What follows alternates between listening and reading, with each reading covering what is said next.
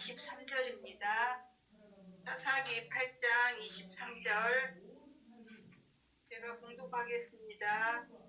기드온이 그들에게 이르되 내가 너희를 다스리지 아니하겠고 나의 아들도 너희를 다스리지 아니할 것이요 여호와께서 너희를 다스리시리라.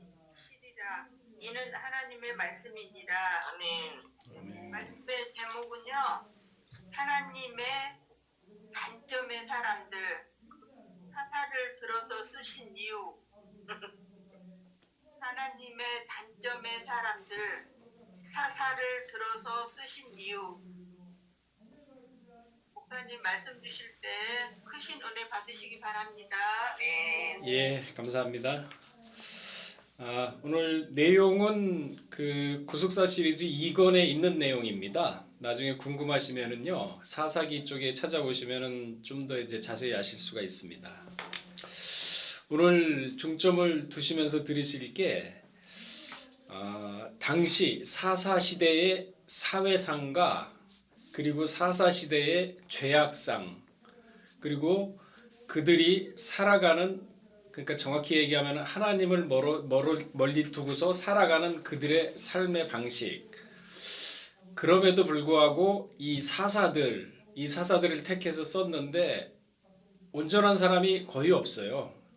그러니까 다 단점이 있고 나약한 사람들인데, 이렇게 혼란스럽고 어려운 상황에서도 하나님은 이런 사람들을 들어가지고 썼는데 그 이유가 무엇인가, 이렇게 먼저 염두를 해 두시고서 이제 내용을 들으시면 되겠습니다. 네, 구약에 보면 7번째 책이 사사기입니다. 사사기의 내용은 운니엘부터 시작해가지고 삼가를 거쳐 마지막 12번째 사사인 삼손에 대한 이야기로 마무리하고 있습니다.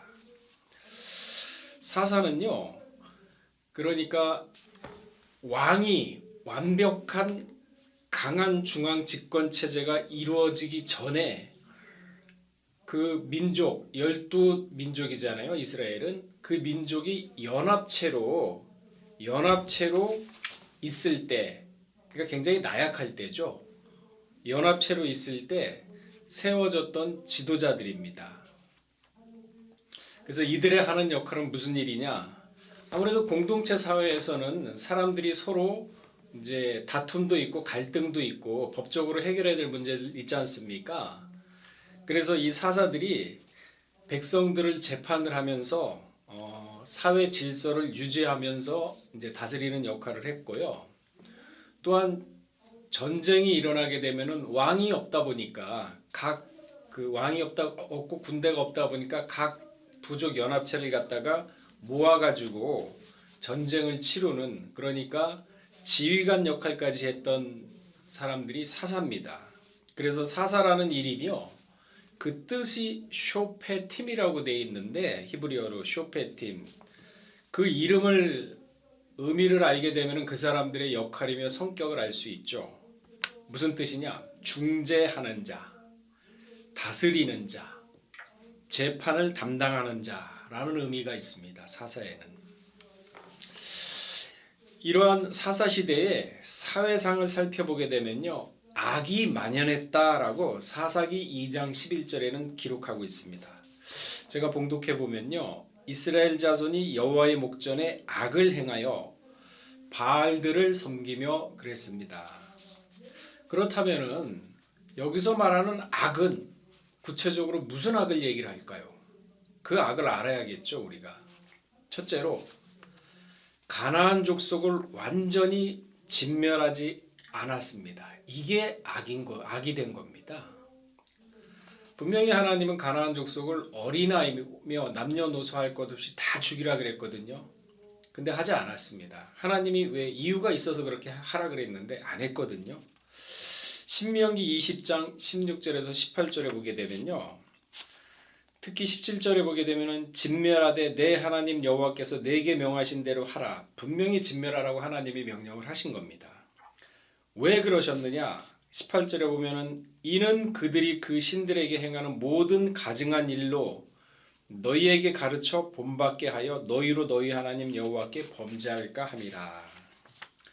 가나안 족속들의 그 가증된 우상 섬기는 일로 인해서 하나님께 범죄할까봐 분명히 족속을 다 멸하라 그랬습니다. 근데 쫓아내지 않았죠. 그래서 여호수아 23장 13절에 보면은 그들이 너희에게 올무가 되며 덫이 되며 사냥할 때 덫에 걸리면은 빠져나가지도 못하죠.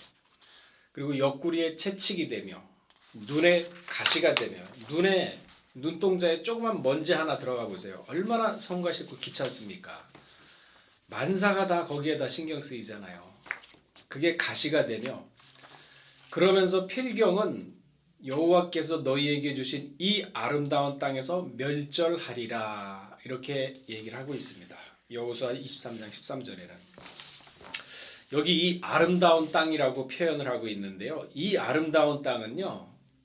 가나안 땅을 얘기하죠. 에스겔 36장 28절에 보면 하나님이 직접 준비한 곳입니다. 근데 가나안 땅은 하나님이 준비를 했지만은 이스라엘 백성이 갔을 때는 가나안 백성들이 이미 살고 있었고 죄악이 만연한 땅이었거든요. 이거는 지금 할 얘기는 아니니까 어쨌든 하나님이 직접 마련하고 준비하셨던 땅인데 젖과 꿀이 흐르는 땅이라고 민수기 13장 23절에 얘기하고 있습니다. 포도송이를 장정 두 사람이 지고 왔으니 얼마나 그 땅이 비옥하고 옥토가 졌겠습니까? 영적으로는요. 아름다운 땅은요. 어떤 땅입니까? 아름답다. 에스겔 20장 6절에 보게 되면요. 시온 땅이 모든 땅이 가장 아름다운 땅이라 그랬습니다. 시온이. 시온은 어떤 곳이죠? 빛이 나는 곳입니다. 빛이 나는 곳. 시편 80편 1절에 그 말씀이 있죠. 94편 1절에 그 말씀이 있죠. 신명기 33장 2절에도 그 말씀이 있습니다. 빛이 난다. 생활 가운데 빛이 안 나보세요. 만사가 어둠이고 생활에 근심이고 걱정이고 염려가 떠나질 않습니다.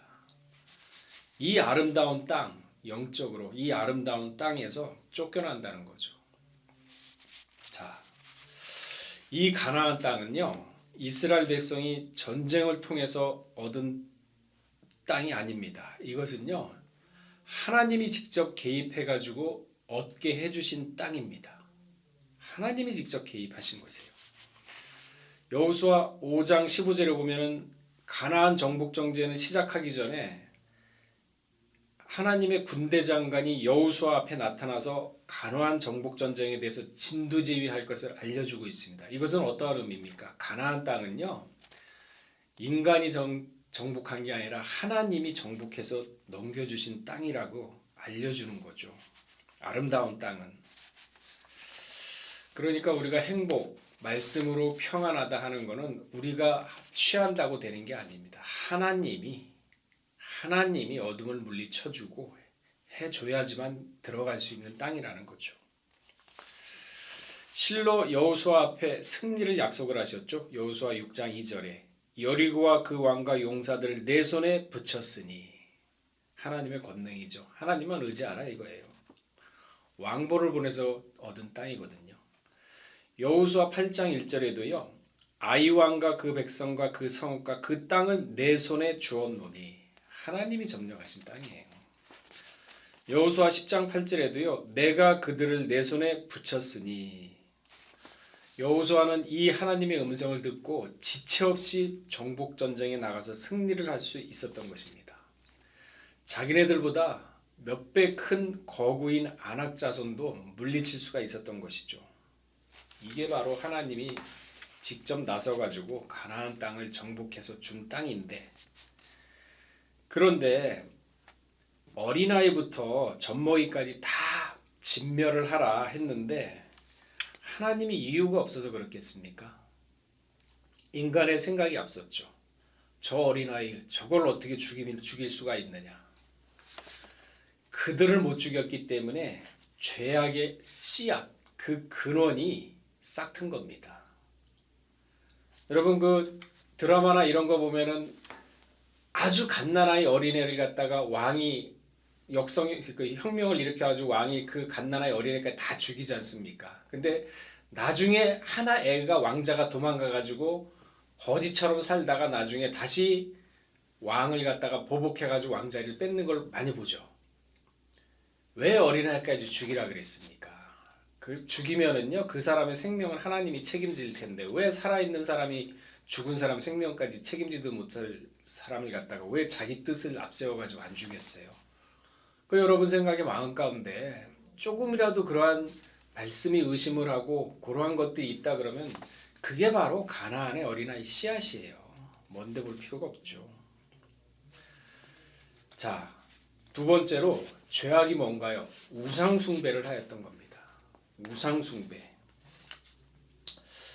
이스라엘 백성이 가나안 족속을 쫓아내지 않음으로 인해서 결국은 그들의 우상을 갖다가 받아들이게 됐습니다. 그래서 바알을 섬기게 됐죠. 사사기 2장 11절에 보면은 아스다로를 섬기게 됐습니다. 사사기 2장 13절에는 그 외에도 다양한 신들을 섬겼다고 사사기 2장 17절에는 말하고 있습니다.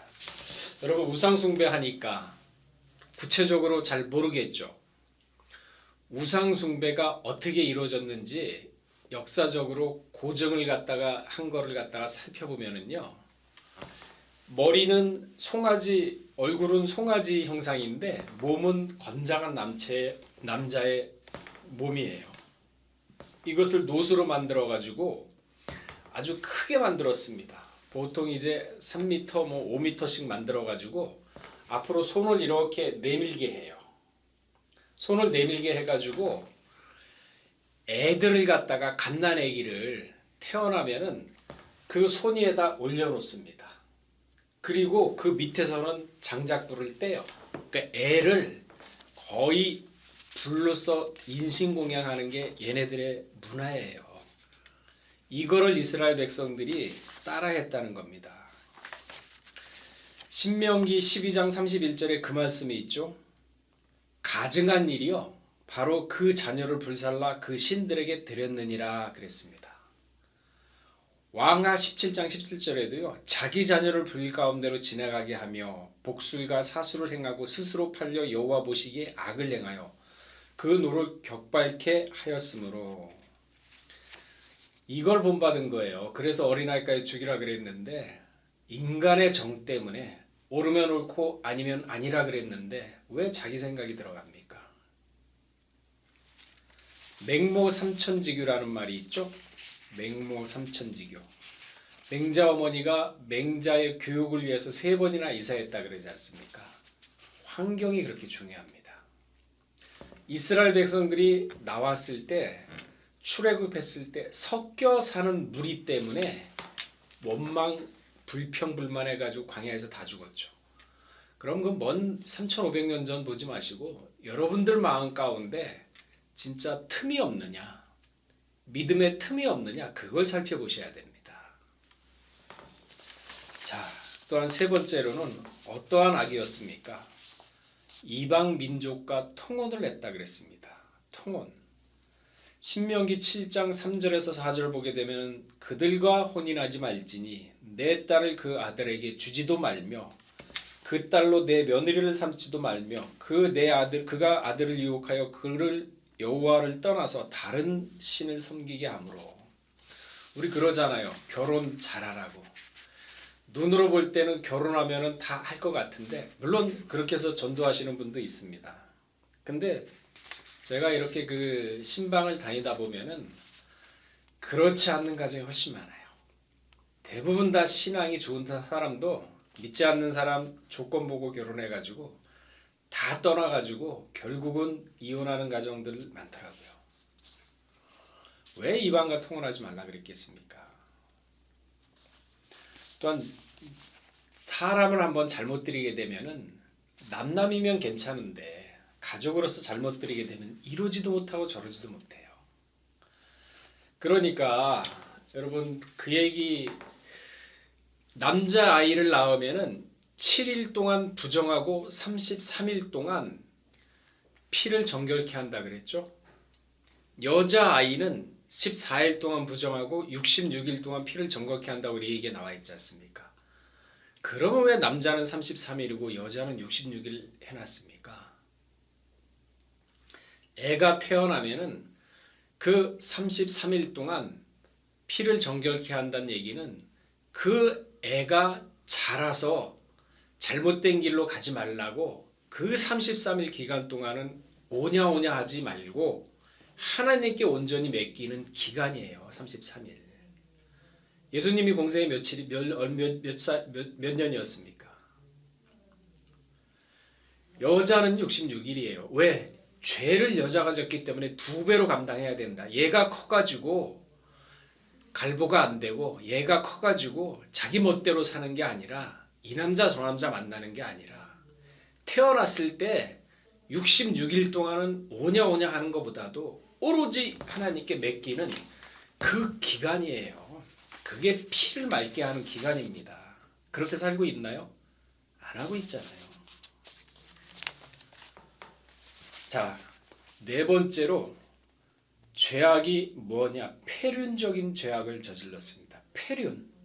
인륜을 저버린 거죠. 그 내용 사사기 19장에서 29절에 보면 자세히 나와 있습니다.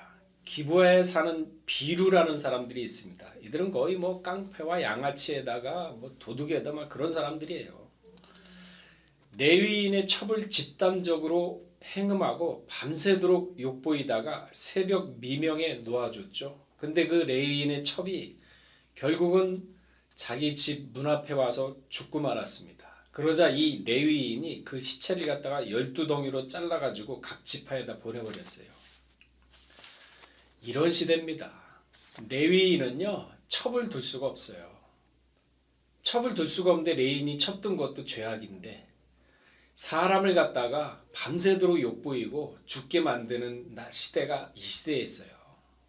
사사시대. 참으로 사사시대는 소돔과 고모라보다 더 악한 시대였습니다. 죄악이 관영하고 간음과 살인이 쉽게 자행하던 패역한 시대였습니다. 여러분 지금 사사시대가 더 악할까요? 지금 우리가 사는 시대가 더 악할까요? 저는 단 하나건데 지금 우리가 사는 시대 수백 배 더 악합니다. 진짜 악합니다. 심판 안 받겠습니까? 그러니까 사사기 19장 30절에 극악한 범죄가 난무하던 시대가 이 시대였습니다. 어느 정도였느냐? 심지어 호세아 선지자가 호세아 시대하고 사사 시대하고는 다르잖아요. 호세아 선지자가 자기 시대가 얼마나 타락했는지 그거를 빗대어서 표현했을 때 어디로 표현을 했냐면은 저희는 기브아 시대, 좀 전에 제가 말씀드렸죠. 기브아에 살고 있는 비루들, 깡패며 플러스 양아치며 플러스 도적이며 플러스 살인마 같은 놈들, 저희는 기브아 시대와 같이 심히 패역한지라 해가지고 호세아 9장 9절에 말할 정도로 이 시대가 이렇게 악했어요. 그러니까 사사시대는요 죄악이 계속적으로 반복되던 패역의 시대였습니다. 범죄하고 징계 맞으니까 다시 너무 고통스러우니까 회개를 합니다. 그러니까 하나님이 구원을 해줘요. 그런데 구원을 해주니까 시간이 지나면 또 망각합니다. 잊어버려요. 또 다시 범죄해요. 그리고 또 다시 징계받고 다시 회개하고 다시 구원받고 또 망각하고 또 범죄하고 이렇게 되면은요 어떻게 되느냐? 죄에 대해서 무감각해집니다. 죄에 대해서 무감각해져요. 그러니까 여러분들 말을 갖다가 딱 했을 때 내가 말을 실수했다 해가지고 조심하겠다는 것을 딱 스스로 절제하고 자제를 하고 저 사람한테 내가 마음에 상처를 줬는데 그랬으면 안 되겠구나 해가지고 이러한 게 없다 그러면은 다음에 또 그 말을 해도 지난번에 했는데 3번까지 그렇게 되면요 나중에는 무감각해집니다. 마음이 굳어져 가요. 그때는 회개하기 진짜 힘듭니다. 그래서 뭐라 그러고 얘기했습니까? 항상 깨어서 근신하라. 무슨 말을 하든지 그 말대로 그대로 심판받는 거 알아라. 이 말씀을요 마음 가운데 새겨두세요. 잊어버리시면 안 돼요. 그래야 뭔가 말이 나오려고 할 때 마음 가운데 새겨둔 그 말씀이 귀에 달아둔 그 말씀이 생각이 나게 됩니다. 이게 아니구나. 그러면서 자기를 갖다가 절제하고 제어하게 되고 근신하게 하고 깨어있게 합니다. 근데 말씀 다 잃어버리고 있으면 그게 안 되거든요. 이처럼 사사시대는 악순환이 거듭될수록 타락의 양성은 점점점 심화돼요. 깊어집니다. 수렁에 빠지죠. 근데 우리 인생도 이와 똑같아요. 아유, 잘못한 것 같아. 회개했어. 잘 풀려. 또 잊어버려. 언제 그랬냐. 또 죄지어. 그러다 보니까 나중에는 아유, 마음이 금강석같이 되고 뭐 하나님 믿어도 되는 거 없더라. 잠언서 19장 3절에 그 말씀이 있죠. 우리 한번 찾아볼까요?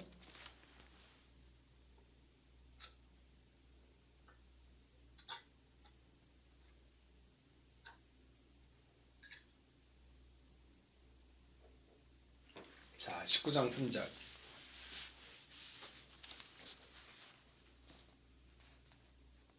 그러니까 잠언서 19장 3절 같이 되는 이유가 있는 거예요. 원인에 없는 결과가 없다고. 자, 19장 3절 다 읽어보겠습니다. 시작. 사람이 미련함으로 자기 길을 굳게 하고 마음으로 여호와를 원망하느니라. 사람이 미련해서 자기가 하나님 뜻대로 안 살고 자기 사사시대는 뭡니까? 자기 보기 좋은 대로 하는 시대 아닙니까? 그죠? 그렇게 절제도 안 하고 근신도 안 하고 함부로 얘기하고 함부로 행동하고 함부로 삶을 살고 그러면서 아이고 그래도 예수는 내가 수십 년 믿고 모태신앙인데 하나님 믿어도 되는 게 없더라. 나 예전에 다 해봤는데 안 되더라. 그거 다 교회 가니까 목사님들이 하는 얘기고 설교할 때 하는 얘기야. 나도 다 해봤어. 근데 그런 얘기를 마음으로 안 하고 말로까지 하는 사람이 있어요. 그러니까 마음으로 얘기를 하면 양심이라든지 있는데 말로 얘기하지 않습니까? 드러나. 그러니까 되는 일이 없죠. 스가랴 7장 11절에서 12절에 뭐라 그랬습니까? 그들이 청종하기를 싫어하여 등을 향하며 듣지 아니하고 돌아선대요. 듣지 아니하고 귀를 막으며 그 마음을 금강석 같게 하여. 마음이 금강석 같은데 들리겠습니까? 가마감동이 오겠습니까? 눈물이 나오겠습니까? 그래서 사사시대는 21장 25절에 보면 왕이 없으므로 사람이 각각 그 소견에 좋은 대로 행하였더라. 여기 왕은요 하나님을 얘기하죠.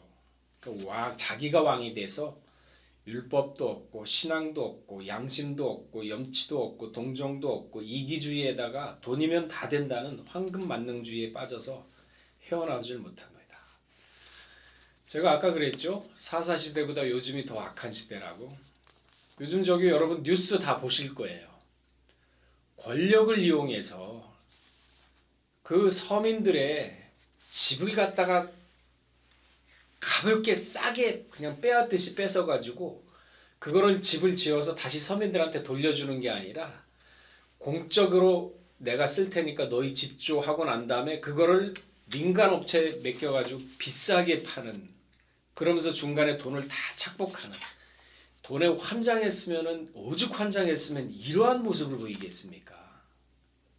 이러한 세상을 지금 우리가 살고 있는 거예요. 그런데도 그 사람들의 표정을 보세요. 표정을 보세요. 그러니까 양심이 없어요. 양심이.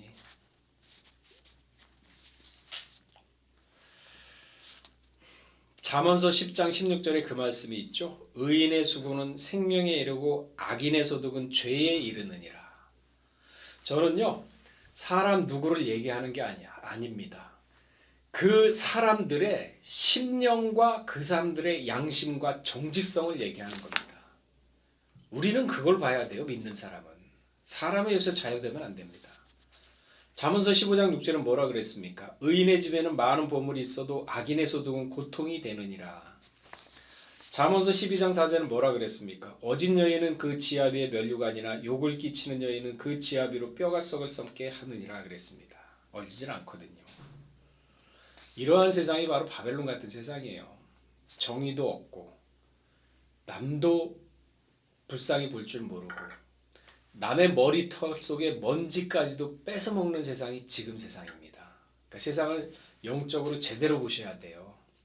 인간적인 관계, 인간적인 생각으로 치우쳐가지고 보다 보면은요, 말씀은 분명히 옳으면 옳고 아니면 아니라 그랬는데 그게 무너집니다. 그 말씀의 기준이 무너지면요, 신앙 다 무너집니다. 그래서 이러한 바벨론 같은 세상에서 빨리 나오라 그런 거죠. 이러한 시대에 사사를 보냈습니다. 그런데 이 사사 시대의 사람들은요, 그러니까 사사는 대체적으로 약점이 많은 사람들이에요. 에훗은요 오른손이 불구기 때문에 왼손을 쓰는 사람이었죠. 사사기 3장 15절에. 삼갈은요 농부였어요. 뭐 이렇게 지도자나 공부한 사람이 아니에요. 사사기 3장 31절에 그 말씀이 있죠. 드보라는 여자였습니다. 당시의 여자하고 어린아이는요 사람 취급 못 받았습니다. 기드온은요 허악하고 아주 작은 자라고 사사기 6장 15절에 얘기하고 있습니다. 입다는요 기생의 자식으로서 본자식에 쫓겨나가지고 거지들과 함께 살았다고 사사기 11장 1절에 3절에는 얘기하고 있습니다. 삼손은요 도덕적으로 진짜 매우 타락한 자였다고 사사기 14장 1절에서 3절에는 말씀하고 있습니다. 이러한 사람들을 하나님이 왜 들었었습니까? 이러한 사람들은요 하나님이 들었은 이유가 있습니다. 사사들이 세움을 받았을 때는 하나님의 신이 임했다 그랬습니다. 신은 히브리어도 루아흐인데 성령을 가리치죠. 루아흐, 성령.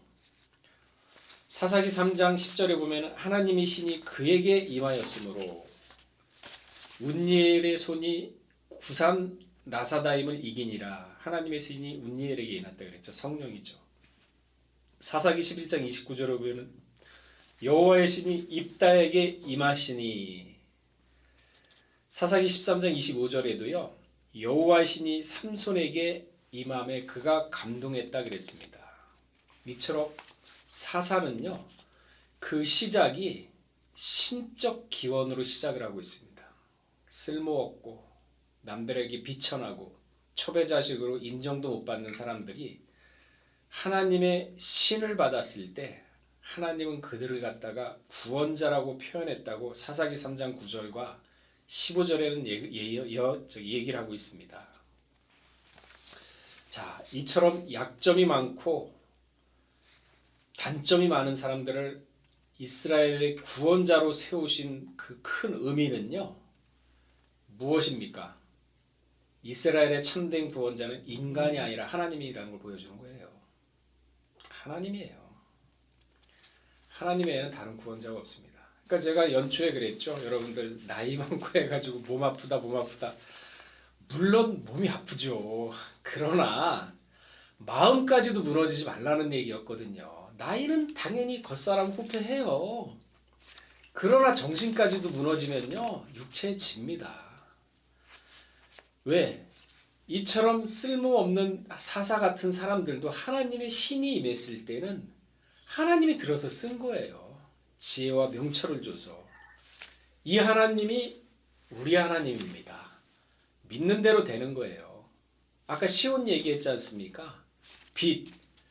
하나님만 바라보고 하나님만 의지했을 때 바로 모든 근심 걱정이 달아나고 어둠이 달아난다 그러는데 그게 안 되니까 자꾸 인간적인 눈으로 육신을 보니까 잠언서 19장 3절이 되는 거예요. 되는 거 없더라.